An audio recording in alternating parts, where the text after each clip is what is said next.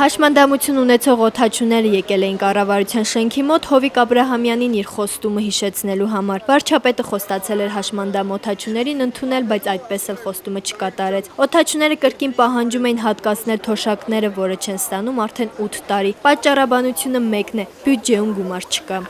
Հարց է ծագում։ Ինչի չկա բյուջե, որտեղ թալանում են ավազակները, մի հատ տեսեք ով ինչ անում։ Դեպուտատի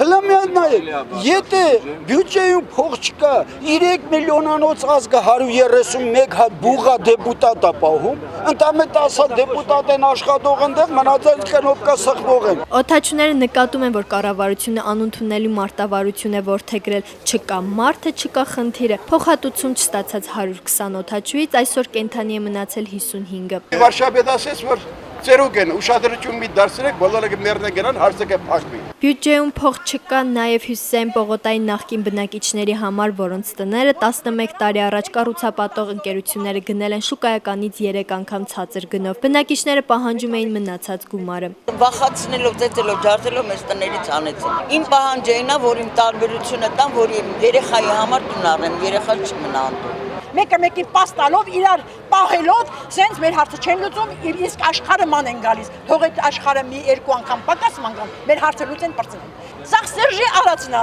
նախագահն ասաղանում։ Բնակիչների բողոքին ինչպես միշտ կառավարությունից ոչ ոք չարձագանքեց, չօգնեցին անգամ սուլիչները։